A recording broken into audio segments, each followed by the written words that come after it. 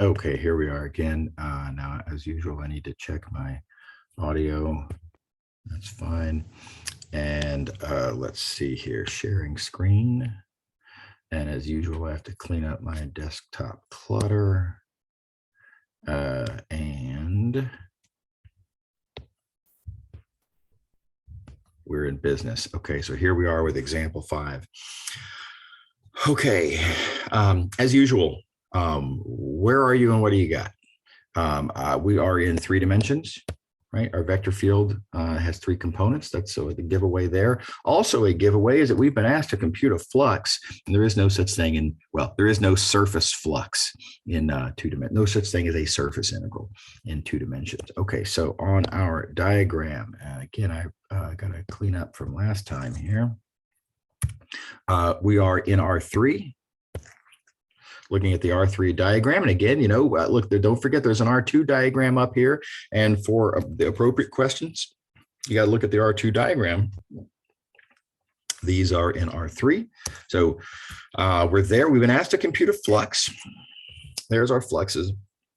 And when you've been asked to compute a flux, that vector field you've been given, the diagram, come here. The diagram suggests I should compute the divergence of that vector field. So let's do it. Let's compute the divergence here. And divergence of F is, okay, the X partial of that, which is Z, plus the Y partial of that, which is minus Z, plus the Z partial of that, which is 0, which adds up to 0. So my divergence is 0. Let me show you the landmine. Here's what a lot of students do wrong. This is such a tragedy. I hate to see this. Oh man, it's so tragic. And I see the lure, right? I see the pull to do the following. You see that the divergence is 0, and you've been asked to compute a flux. And so many students will say, "Oh, a flux." Well, fluxes are triple integrals of divergence. And we just computed the divergence was 0.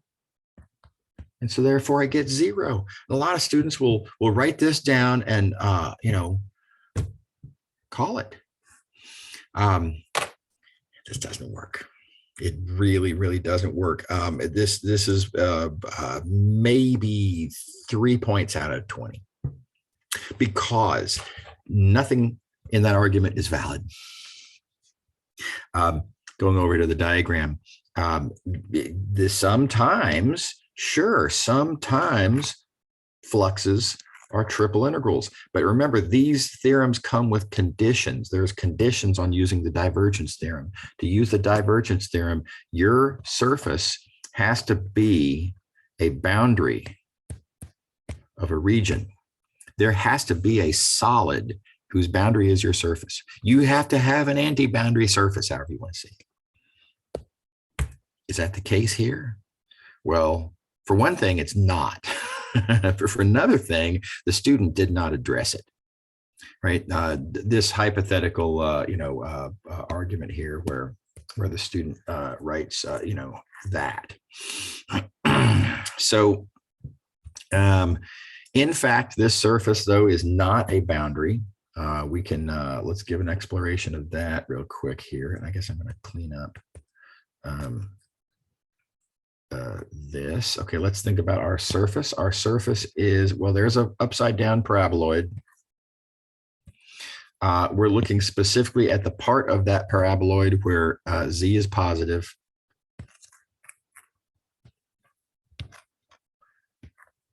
So our surface is actually, let's see here, I'll do like this. Our surface is this right here. Okay. And that's not a boundary. That's an upside down bowl, right? And it's just, it's not a boundary of anything. It does not enclose any volume. It doesn't enclose anything at all.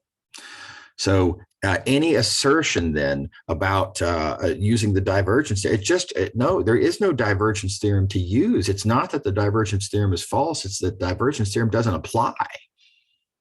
And so everything that a student would write down, as soon as they write down this, they're in garbage land. Nothing is valid, nothing makes any sense, nothing has anything relevant to do with the problem or an actual solution to the problem.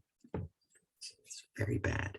Okay, I make a big deal out of this, and I think I made a big deal out of this in class yesterday as well, because it's a very common landmine to step on, because there is that pull. You see the divergence is 0, and you imagine how great wouldn't it be if I could just put a 0 there, and you see daylight at the end of the tunnel, and you run for it. Anyway, be careful. Be careful not to make that mistake. While I'm here, I also want to talk about correctly interpreting what the question says. Notice what I have a drawing of here is my surface S. Sometimes the way students draw things misleads the students into thinking about, into misunderstanding what the surface actually is. Sometimes the drawing actually can be deceptive. So you might have thought it was weird that when I drew this upside down paraboloid, I didn't sort of do this. I didn't draw and there's the sort of the edge. Normally we draw edges. If you do that, you have to make a very conscious note in your mind that what you've drawn there is the boundary. It's not a corner. It's a boundary. This is where our paraboloid gets sliced off. From all the bit at the bottom, it gets sliced off by this plane here, cuts through it, and everything below that just kind of falls off. Okay, leaving this surface open. This is still open at the bottom. But when you draw this, a lot of students' imaginations then will kind of fill in and say, oh, well, then, but don't we also have that? Isn't that part of my surface? No, not at all, and not in any sense. And there's nothing about what's written up here that suggests it. And you gotta make sure to interpret the question as it's written. This very clearly says that we're looking for points for which that is true. Here, let me go back to the correct colors here. I need this to be true, which means I've got to be on the paraboloid. And I need for this to be true, which means that I need to be above the XY plane, right? So the points that satisfy all those rules are the ones that I have drawn here. These points that I have in red, they don't satisfy that rule. They are not on the paraboloid. They're not part of this surface. Okay. So again, be really careful. Make sure to interpret the question carefully. Look carefully, fine tooth comb, think about every little bit. Don't, read the question fast and loose and then answer some question that you're 70% confident was the right question, right? Because then you've answered the wrong question, and the tools used are just not the same, and it's not what we're interested in. Even worse, this kind of dovetails with my previous warning. In this case, if you misunderstand what the solid is or what the surface is, if you mistakenly have that in there, here, I better put it. Okay, so of course, wrong. Right? If you mistakenly have that bottom thing in there, then all of a sudden your misinterpreted surface is a boundary of a solid, and that would lead you to write down Gauss's divergence theorem and think that you have a right answer, and it's just as wrong as the previous complaints that I made about such a thing. It's equally not an answer to the question at hand, and it just doesn't work. It doesn't make any sense, and the fact that it's the correct answer to a different question is just not relevant. Super dangerous. Be careful to interpret the question correctly, and be careful that if you're going to use something like the divergence theorem, make sure that you confirm that you're looking at an actual boundary surface. Because if you're not, then it's all nonsense. Okay, enough of that. Enough of the warnings. Okay, so back to the actual question here, and we have this surface, and divergence is 0. What do we do with divergence being 0? We definitely don't use the divergence theorem, right? This is not a closed surface. So what do we do? And come back over here to the diagram. And, I don't have this drawn on the diagram, but make sure to recall that a vector field whose divergence is 0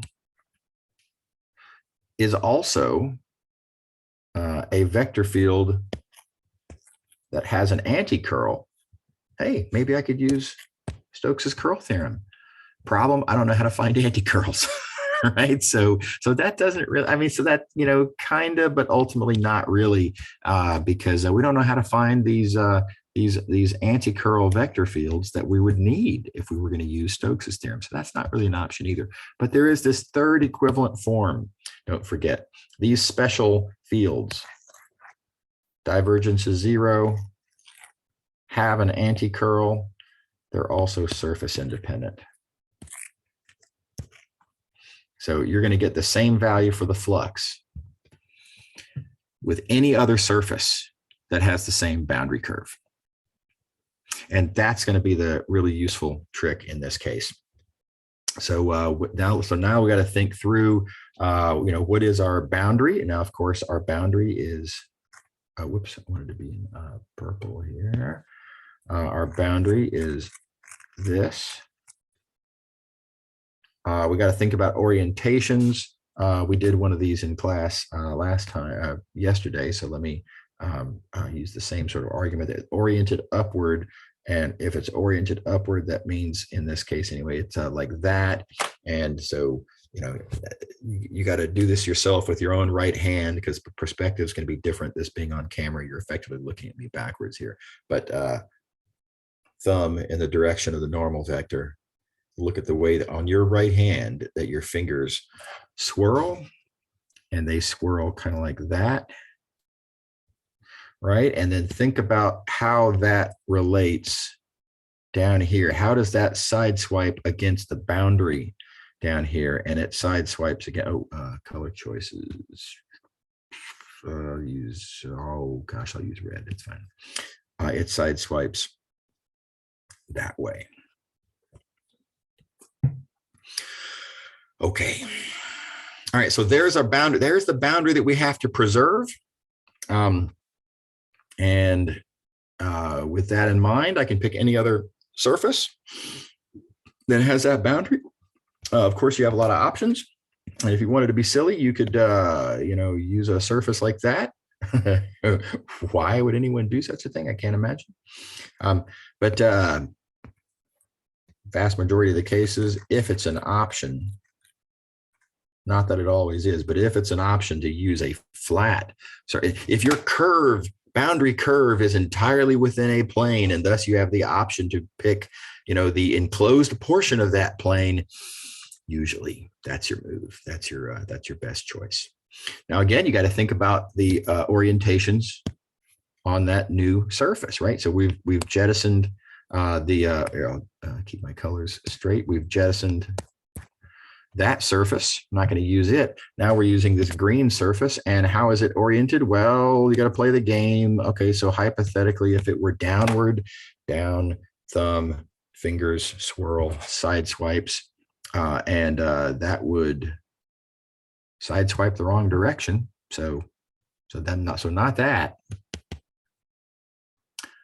And so what about this one?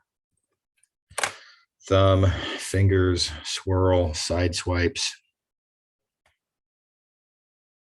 And that does side swipe correctly. So our new surface oriented upward. Here we go.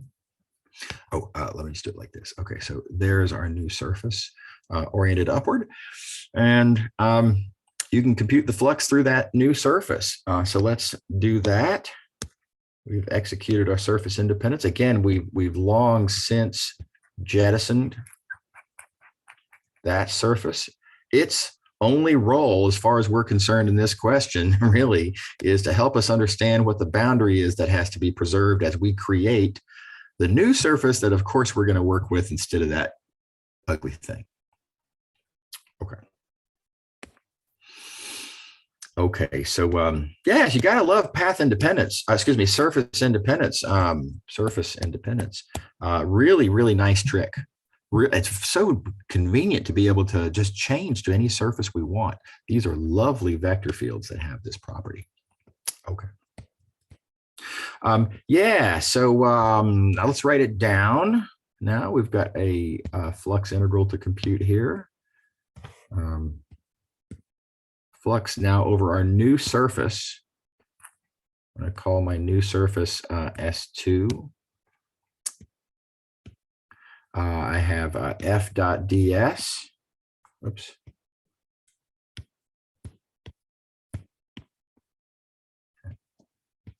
Which, of course, you can write down several different ways. And if you want to parameterize, you could. But in this case, look what happens. If I instead play this move, I'm rewriting the ds vector as little n ds scalar, because I can write down that little n vector very easily. I know I can see exactly where it is. There it is. It's 0, 0, 1. It's part of a flat, perpendicular to a part of a flat plane and pointing upward. It has to be 0, 0, 1. So when we write it all down together, then that normal vector being 0, 0, 1, our original vector field being where there's so many colors, xz minus yz 0. This just turns into 0, which is pretty sweet. Okay, so Stokes, excuse me, surface independence here was a huge win. Huge win. All right, now that said, I am going to show you how to use Stokes's theorem, which is why I misspoke there. I was thinking ahead. How to use Stokes's theorem to solve this problem. It's arguably just as good.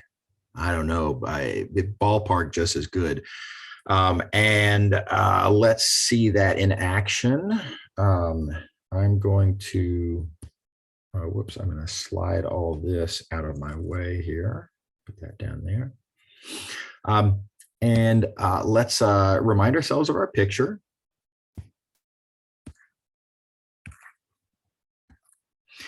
We have our surface is like that.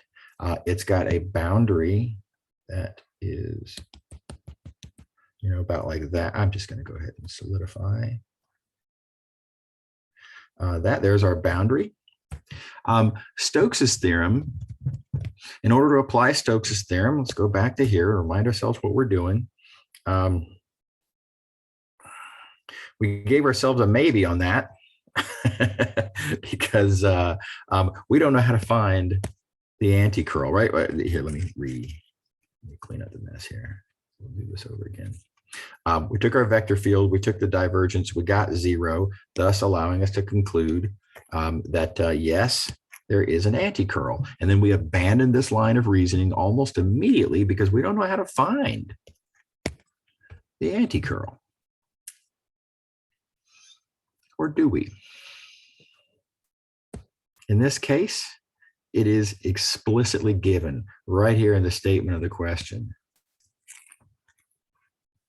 that our vector field F, here, let me do it like this. Our vector field F, this thing whose flux we want to compute, we are explicitly told that that is the curl of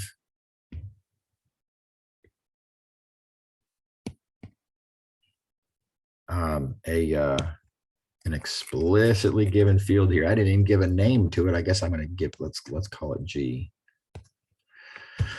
It is the curl of G. So my anti-curl is given. So, you know what? We can use Stokes's theorem after all, as it turns out. Stokes's theorem, again, the anti-curl is given. It's G in this case. So, you know, this diagram is generic, of course, but a line integral around the boundary of the anti-curl field will compute the original flux for us. So, okay, back to here, we're going to be looking at then a line integral. Line integral around this boundary curve, boundary of S, of our anti-curl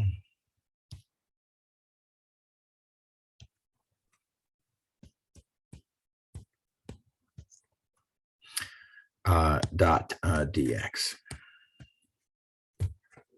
Okay, now we have this integral to think about. How do we go about computing this integral? So is this going to be easier? Kind of seems like I'm going to have to parameterize this curve. Not that that would be the worst thing in the world, but it is going to be sines and cosines, or at least it seems like it will be. And then you notice, yeah, but that's a nice curve. Notice that curve is entirely contained within the XY plane. And being entirely contained within the XY plane, that means Z is not changing. Z is constant. Z is always 0. And that actually tells you a couple of really great things. For one thing, with Z not changing, my dx vector, I can rewrite as,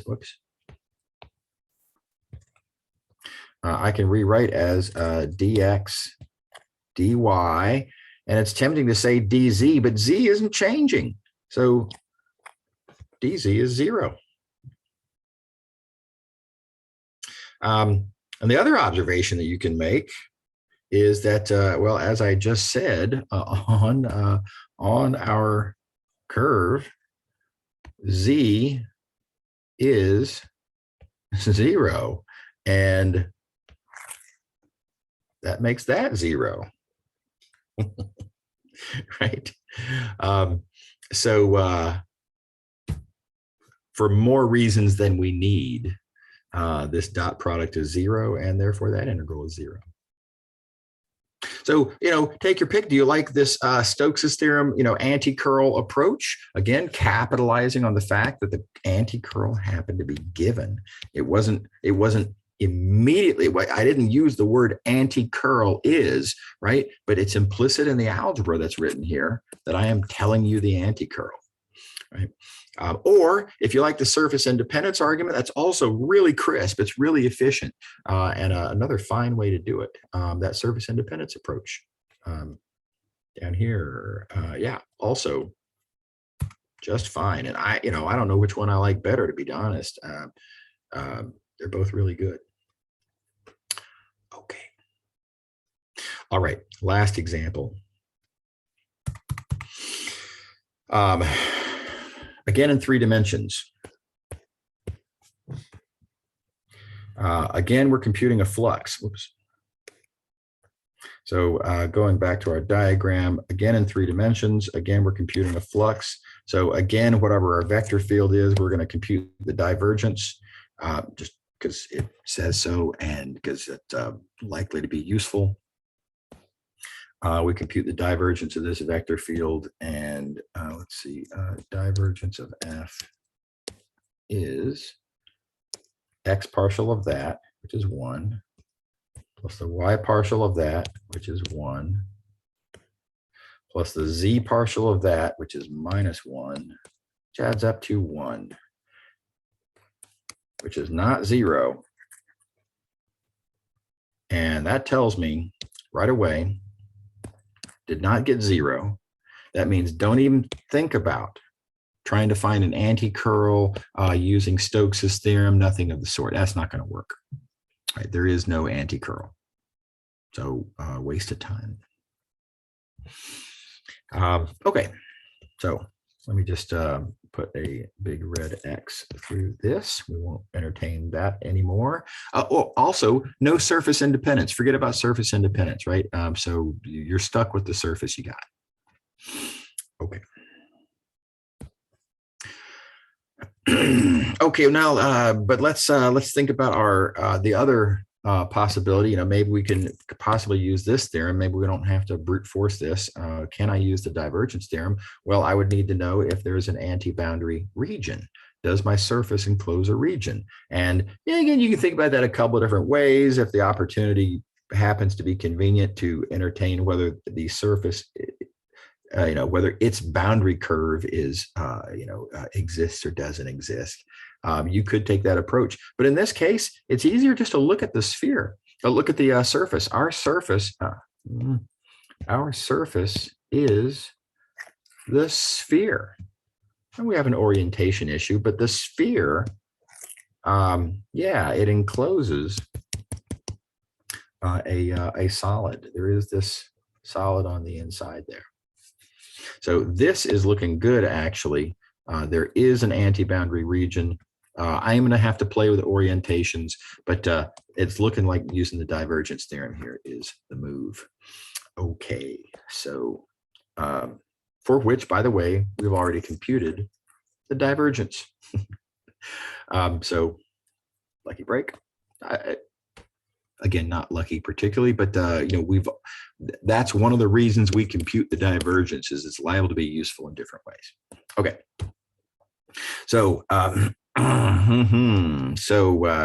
our sphere, of course, is oriented inward. That's not how boundaries work. And so I need to say, S minus is equal to the boundary of the ball. And I really should label what I mean by the ball here. The ball radius 1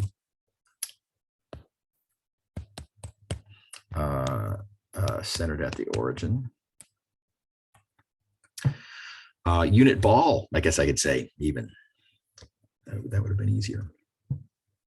And then we proceed to compute as follows. We say the integral over S, well, that's the negative of the integral over S minus, which that minus sign, of course, comes along for the ride. The integral over S minus is the triple integral over the ball of the divergence.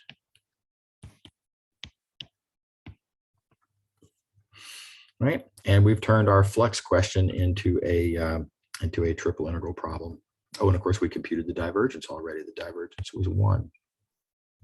So I have a negative triple integral over the ball of 1 dV. And of course, now this is an easy geometry problem, right? We know the volume of the ball, and easy integral, and the flux we're interested in is the negative of that. Again, don't forget that this minus sign carries through from the original minus, which arguably really is kind of that, because the point is the boundary is oriented negatively. It's oriented opposite of the surface that we're actually getting.